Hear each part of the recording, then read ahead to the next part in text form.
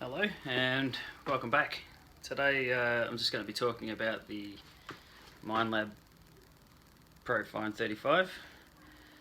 So it gets a pretty bad rap, I've noticed on a lot of the Facebook groups particularly, for being faulty and of a pretty low quality. I've had this for about 2 years, just over 2 years, and yeah, I can't fault it. I have no problems with mine. Maybe I just got really lucky. But just a couple of things about it that some people might not actually realise if they haven't read the manual particularly.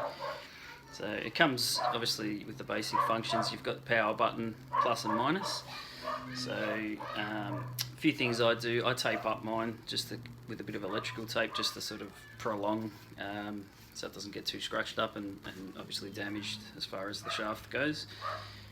And I also clear out the speaker at the back, which tends to fill up with crap, particularly in muddy areas and stuff. So I just use a toothpick and just clean that out. Just some helpful pointers that people might be interested to know. Might not be, but that's just what I do to kind of maintain it, other than checking on the O-ring. In the manual it actually says to grease it with a silicone lubricant, which I haven't done, but the O-ring still looks fine. So I don't generally take this in the water. I have taken it in the water, in the beach, and some pretty wet areas, but generally I don't sort of drown it. It does get wet, but I don't sort of take it underwater. Yeah, so just a couple of things. So obviously just turns on with the power button. Now it does have an alarm that'll go off after 3 minutes if you don't find any targets. It's a lost alarm, I think they call it in the manual. So that's something handy if you happen to leave it on and you've dropped it and you can't find it. An alarm will go off and it'll repeat every 10 seconds until you kind of turn it off. So when the battery's running dead, the LED light obviously flashes, and when it gets too low, it'll automatically turn off. I think it's more of a safety thing, so it doesn't damage anything.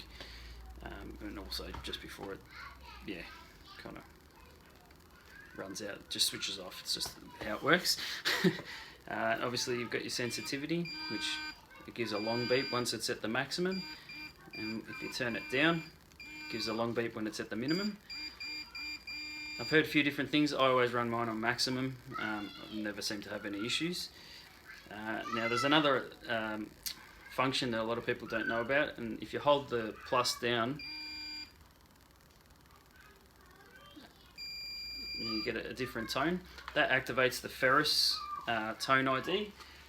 And all it does, I've just got a couple of targets here. So I've got your regular 20-cent piece. So as you get closer, it just gives a solid sort of tone. And if you've got a piece of metal, it actually gives you, normally, where's that on? Hang on. Try that again. So let's just try that. Yeah, sorry. So that's so it gives you a broken tone. So you know if it's a coin, it gives you a solid tone, whereas the other one gives you a broken tone. It's a bit hard to hear trying to do it on a video, but when you're using it, it's much more obvious. That's a feature I very rarely use, but that's just so you can turn it off just by holding the minus. So you just hold the plus for 3 seconds or hold the minus to turn it off. So that's just another feature some people probably don't even know that's on there, which it's also a bit like you can disable the audio as well, which I accidentally did when I first got it, and I thought, oh, what's wrong with this thing? You know, the speaker must be broken. But all I'd actually done was I disabled the audio completely, which to do that, you just turn it off. So, and if you hold the plus as you turn it on, so you hold the plus down and then turn the power button on. I think that's how I did it. That didn't work on that one. Let me try that again. It's a bit tricky. I don't often use these features. So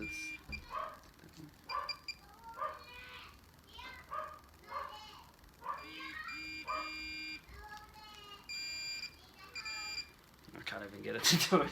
That's how often I use it. But yeah, in the manual it says if you hold the plus while turning it on,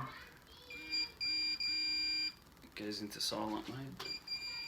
That's clearly not silent mode.